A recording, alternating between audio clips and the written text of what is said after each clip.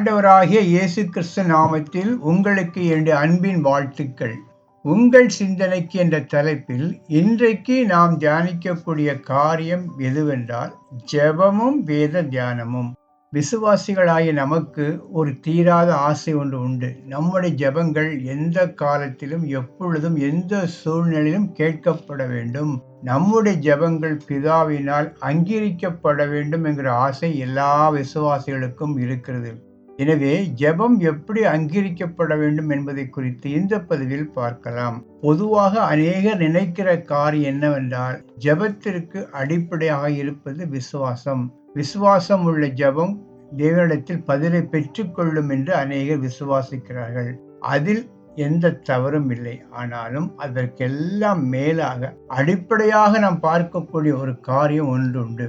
அதுதான் ஜெபம் கேட்கப்படுவதற்கான ஒரு பேசிக் ஸ்ட்ரக்சர்.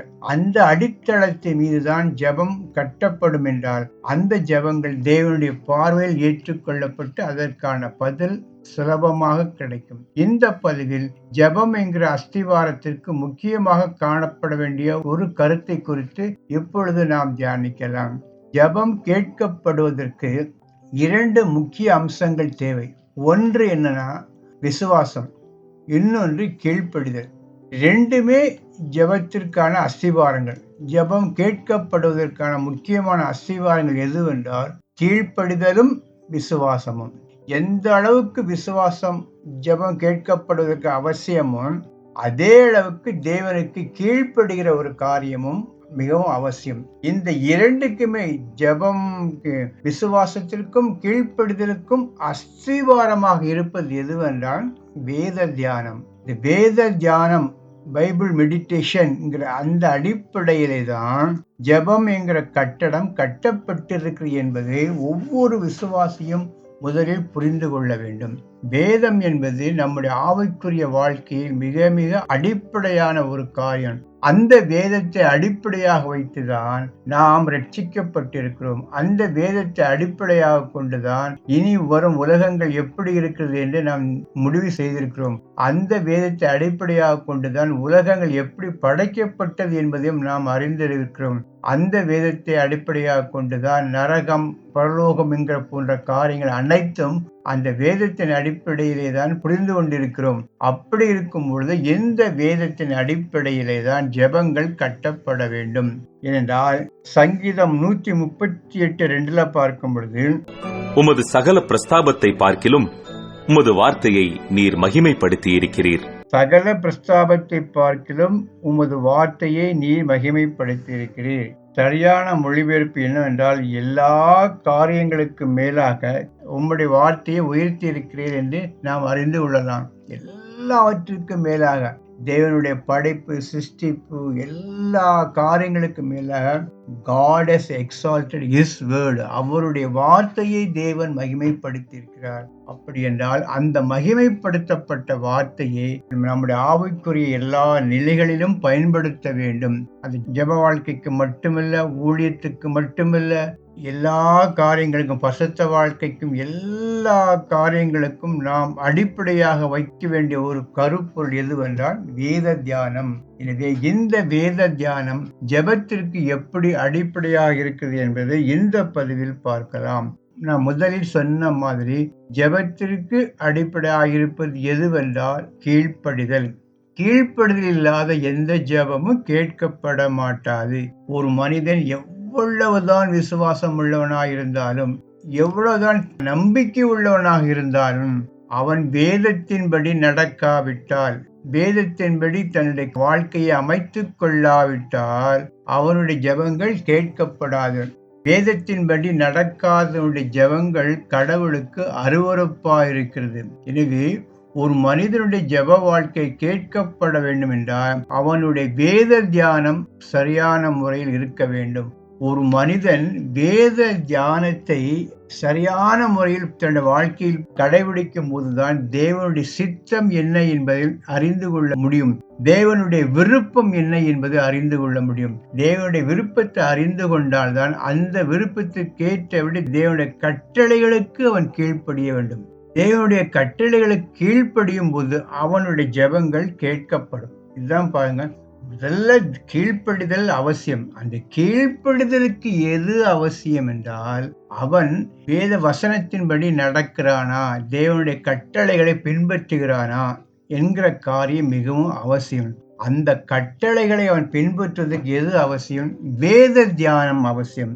அதனால்தான் வேதத்தை ஒழுங்காக கிரமமாக படிக்கிற மனிதன் அவன் வேத சட்டதிட்டங்களுக்கு, கர்த்தருடைய கட்டளைகளுக்கு, வேதம் சொல்கிற காரியங்களுக்கு கீழ்ப்படிவான். அப்படி அவன் கீழ்ப்படியும் போது அவன் ஏறெடுக்கிற ஜெபங்களை தேவன் எந்தவித தங்குதடையும் என்று கேட்பார்.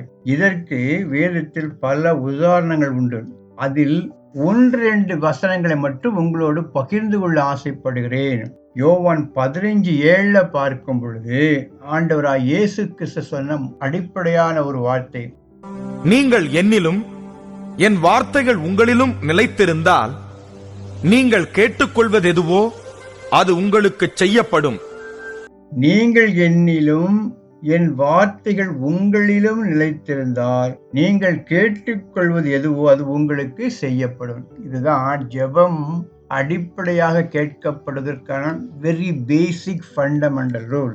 நீங்கள் என்னிலும் என் வார்த்தைகளும் நிலைத்திருந்தால் நீங்கள் கேட்டுக்கொள்வது எதுவோ அது உங்களுக்கு நிறைவேற்றப்படும். அப்படி என்றால் நாம் கர்த்தரோடு இணைந்து வாழ வேண்டும். அவருடைய கொள்கைகளின்படி, அவருடைய கட்டுப்பாட்டுகளின்படி, அவருடைய பிரமாணங்களின்படி நாம் நடக்கும்போது நாம் ஏறெடுக்கிற எந்த ஜெபத்திற்கும் உடனடியாக பதில் கிடைக்கும். யாரையும் நோக்கி ஓட வேண்டிய அவசியமில்லை. எங்களுக்காக ஜெபம் பண்ணுங்கள் என்று விளம்பரம் பண்ண வேண்டிய அவசியமில்லை.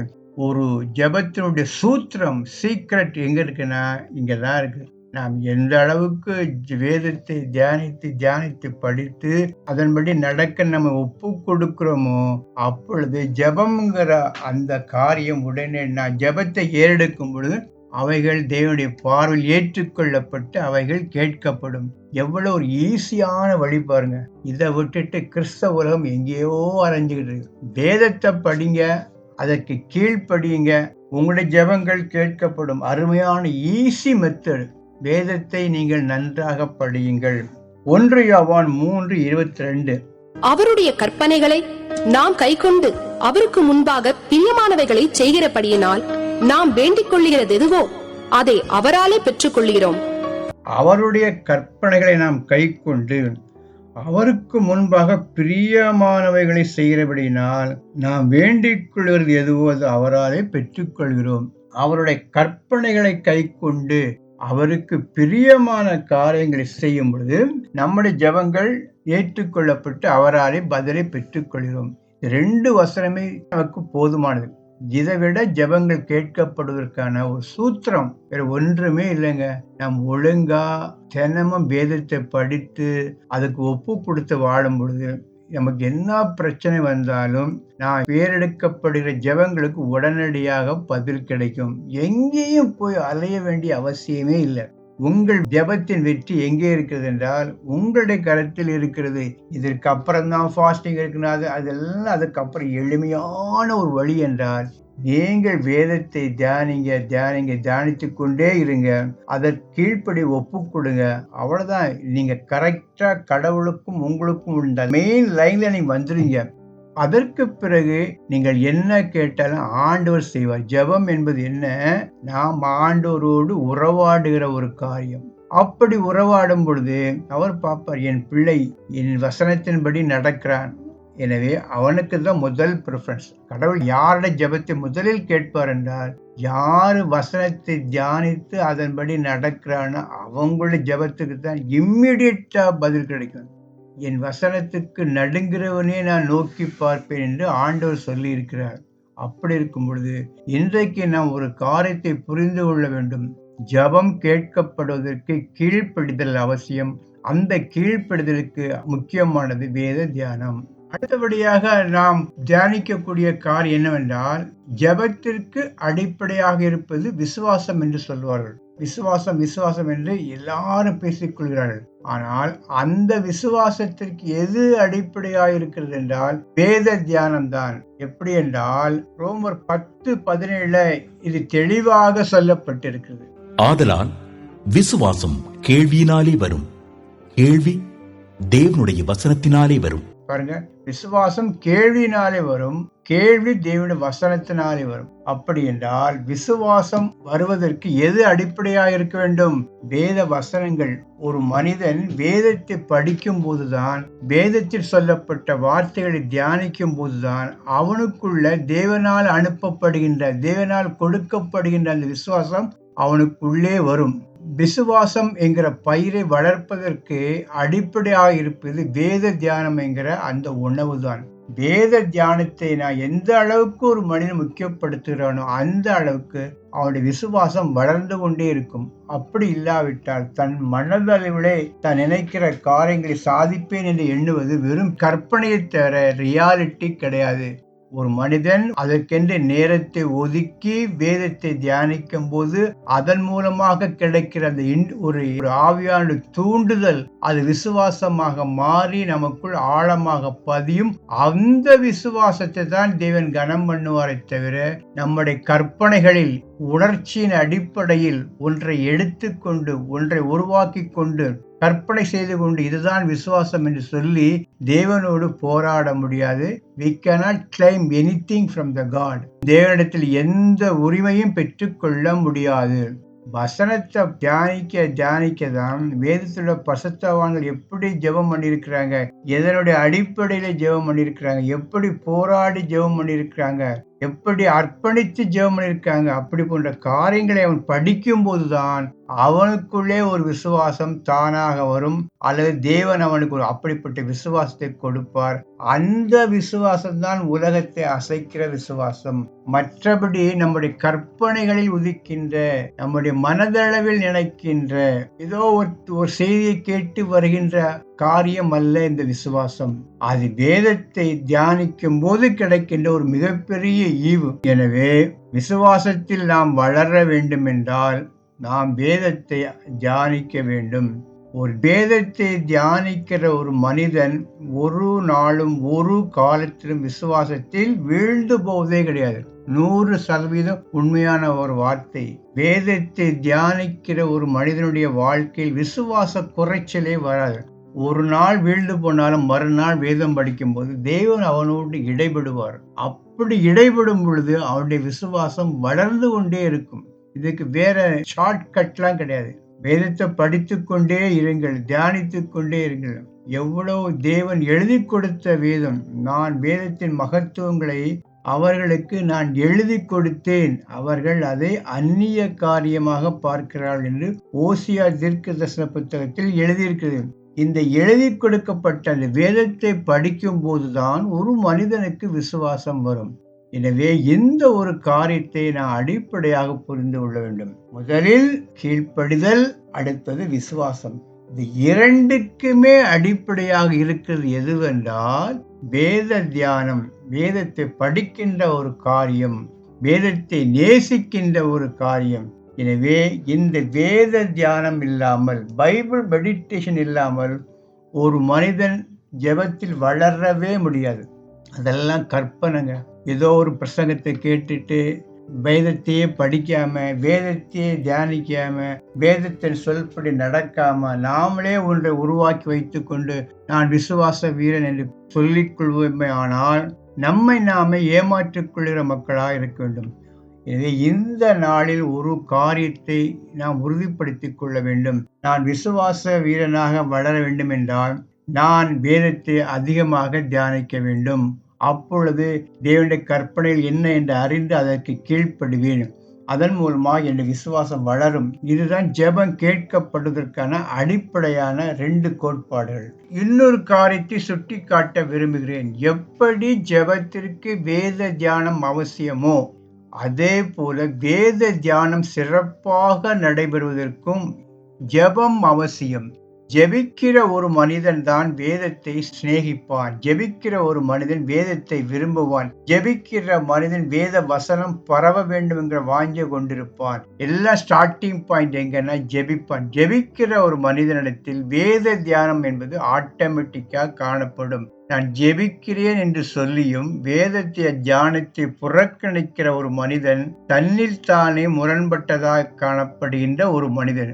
ஜெபிக்கிற மனிதன் நிச்சயமாக தியானிப்பான். அப்படி ஜெபிக்கிற ஒரு மனிதனிடத்தில் வேத தியானம் காணப்படாவிட்டால் அவனிடத்தில் ஏதோ ஒரு காரியம் குறைபட்டு இருக்கிறது. எனவே ஜெபிக்கிற ஒரு மனிதன் வேத தியானத்தை வளர்த்து கொள்ள வேண்டும்.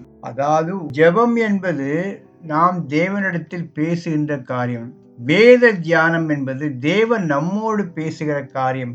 நாம் தேவனோடு பேசுகின்ற நேரமும் தேவன் நம்மோடு பேசுகின்ற நேரமும் சம அளவில் ஈக்குவாலிட்டியோடு இருக்க சம நிலையில் காணப்பட வேண்டும். ஏனென்றால் the God of the Bible, the God of the prayer are one. நாம் யாரிடத்தில் ஜெபிக்கிறோமோ அந்த கடவுளும், எந்த வசனத்தை கொண்டு கடவுளை தியானிக்கிறோமோ அந்த கடவுளும் ரெண்டும் ஒண்ணுதான். The God of the Bible, the God of the prayer are one. எனவே இந்த இரண்டையும் ஒரு விசுவாசி சமநிலையில் வைத்து பார்க்க வேண்டும். 2 தெசலோனிக்கர் 3:1 படிக்கும்போது பவுல் என்ன சொல்கிறார் என்றால், கடைசியாக சகோதரரே, உங்களிடத்தில் கர்த்தருடைய வசனம் பரம்பி மகிமைப்படுகிறது போல எவ்விடத்திலும் பரம்பி மகிமைப்படும்படிக்கும் கர்த்தருடைய செய்தி உங்களிடத்தில் பரவியது போல அது எங்கும் மகிமைப்பட விரைவாக பரவ வேண்டும். அதற்காக எங்களுக்காக ஜெபித்துக் கொள்ளுங்கள்.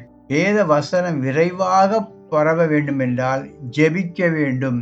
ஜெபிக்கிற மனிதனிடத்திலிருந்து புறப்படுகிற வார்த்தை தான் வல்லமையுள்ள வார்த்தைகளா இருக்கும். அது வெறுமனே திரும்பி போய் வராது. எந்த ஒரு மனிதன் அதிகமாக ஜெபிக்கிறானோ, வேதத்தை தியானிக்கிறானோ, வாயிலிருந்து புறப்படுகிற வார்த்தை வெறுமனே திரும்பி வராது என்று ஏசாயா தீர்க்கதரிசன புத்தகத்தில் பார்க்கலாம். அப்படி என்றால் ஜெபிக்கிற ஒரு மனிதனும் அவசியம், வேதத்தை தியானிக்கிற ஒரு மனிதனும், இரண்டும் ஒரு மனிதத்தில் இணைந்து காணப்பட்டால் அவனே ஒரு முழுமையான மனிதனாக காணப்படுவான். இன்றைக்கு சபைகளில் ஜெபிக்கிற மனிதர்களும் காணப்படுவார்கள், அதே வேளையில் வேதத்தை தியானிக்க மனிதர்களும் காணப்படுவார்கள். சில பேர்கிட்ட கேட்டா ரொம்ப அதிகமாக ஜெபிப்பாங்க, சில பேர்கிட்ட கேட்டா அதிகமாக தியானிப்பாங்க வசனத்தை. இரண்டும் வேண்டும், ஆனால் இரண்டும் ஒரு மனிதனிடத்தில் சமநிலையில் காணப்பட வேண்டும். எனவே இன்றைக்கு நாம் தியானித்த காரியம் என்னவென்றால், ஜெபங்கள் கேட்கப்படுவதற்கு அடிப்படையான காரியம் ஒன்று கீழ்ப்படிதல், இன்னொன்று விசுவாசம். இந்த இரண்டிற்கும் வேத வசனம் அவசியம். அதே போல் வேத தியானத்திற்கும் ஜெபமும் அவசியம். ஜெபமில்லாத வேத தியானம் பயனற்றது. இந்த செய்திகள் உங்களுக்கு பிடித்திருக்கும் என்றால் நீங்கள் லைக் கொடுங்க. இதுவரைக்கும் என்னுடைய சேனலை சப்ஸ்கிரைப் பண்ணாதவங்க சப்ஸ்கிரைப் பண்ணி பெல் பட்டன் அமுக்குங்க. கர்த்தர் தாமே உங்களை ஆசீர்வதிப்பாராக. ஆமென்.